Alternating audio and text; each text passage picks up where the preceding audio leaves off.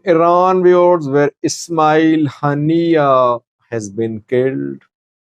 Ismail Haniyeh is one of the senior Hamas leaders for years. He was working as head of Hamas's political wing. He was in charge of negotiations.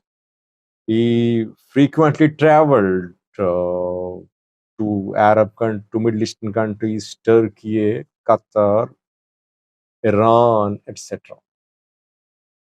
He was killed in Tehran last night between Tuesday and Wednesday. He was in Tehran, and there he met with the Iran supreme leader yesterday. And then last night he was killed near his residence. One of his bodyguards was also killed in this assassination. Who killed him? Iran is threatening Israel. Iran says that it will take revenge. Iran's supreme leader says that since assassination happened on Iranian soil, that is why Iran will take revenge. Israel-backed sources are accusing Iran. They say that Iranian Revolutionary Guards Corps is involved in this killing, and the killing will be blamed on Israel. Several countries have issued statements condemning the assassination of Ismail Haniyeh. Ismail Haniyeh's funeral ceremony will be held in Tehran tomorrow, and then his dead body will be transported to Doha, Qatar. But one important question is that uh, isn't it a humiliation for Iran that it cannot protect people on its soil? Iran claims to be a military force. Iran has been confronting Israelis, Americans for years. Iran has been paying the price as well. Iranian economy devastated, Iranian suffering definitely. But can Iran protect its leaders, others? Qasem Soleimani was killed in Iraq, Iranian senior general, a few years ago. Iran vowed to take revenge. Nothing happened. Iran fired a few missiles close to American bases in Iraq. Then a few months ago, again, some senior Iranian officials were killed in an attack by Israel on Iranian territory. And now an assassination.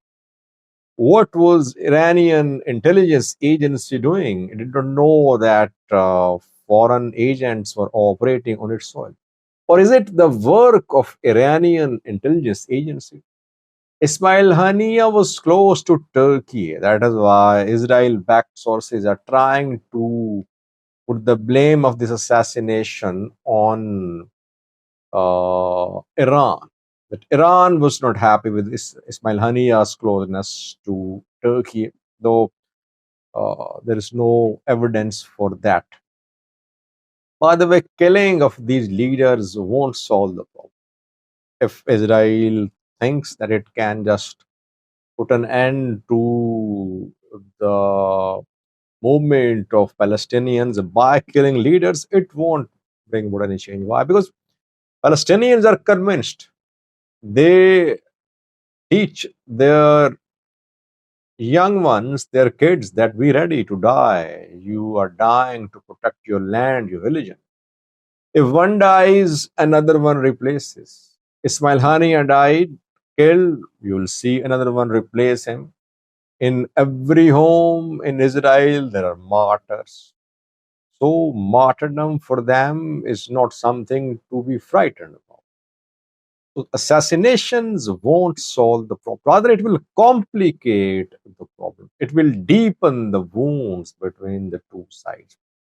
Remains that we're hoping that soon we could see a de-escalation, a ceasefire in the Middle East between Israel and other groups. But now it seems that this conflict is set to go on.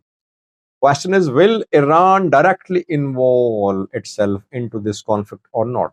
I don't think so. Iran might carry out a small scale attack on Israel, but it won't be drawn in directly into this war. Iran is using its proxies in Yemen, Houthis, proxies in Syria, proxies in Lebanon, proxies in Iraq.